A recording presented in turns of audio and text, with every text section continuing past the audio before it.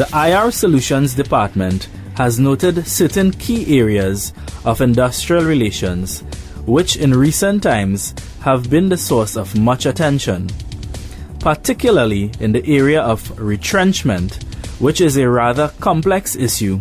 We feel it necessary to provide some careful guidance to employers so that responsible decisions are made. Retrenchment is one possible reason for the termination of employment and is governed by the Retrenchment and Severance Benefits Act of 1985, which I will refer to as the Act. Retrenchment may result from the restructuring or reduction in the operations of a company, leading to redundant labor or a labor force in excess of the organization's requirements. Firstly, I would like employers to take note that retrenchment can only apply where workers are genuinely redundant. That is, when there is surplus labor in an organization. Retrenchment would not apply if the business has ceased to exist. In the case of retrenchment, separation of the worker is compulsory and at the initiative of the employer. This is in contrast to voluntary separation or VSEP, where the separation is voluntary, that is, by the choice of the worker. Formal notice of retrenchment in writing is mandatory in certain circumstances. The notice should comply with Section 4 of the Act and include information on the names and classifications of the involved workers, the length of service and current wage rates, the reasons for redundancy, the proposed date of termination, and the criteria used in the selection of workers to be retrenched.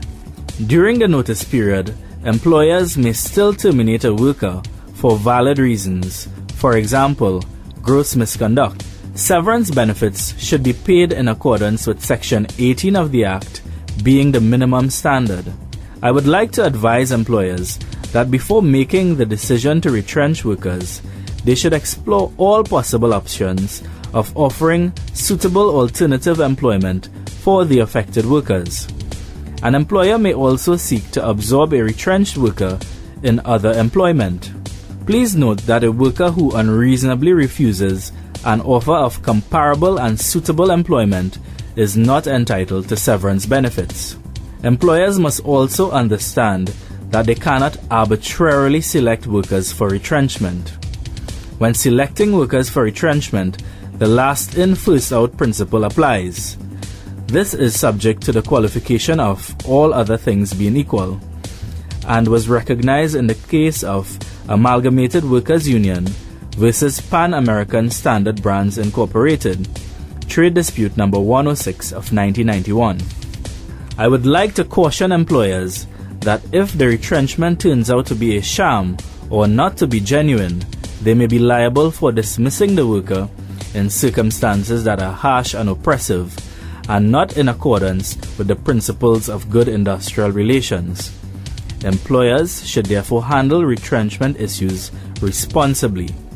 In closing, I would like to urge employers not to embark on a retrenchment program without justification, as retrenchment is an extremely sensitive issue that can have severe economic, psychological, and emotional effects on workers and their families.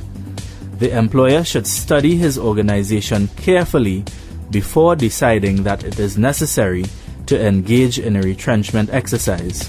The information presented here today is intended as a reference only, and the Employers Consultative Association of Trinidad and Tobago and the Employer Solution Center does not represent the information herein to be definitive or all-inclusive.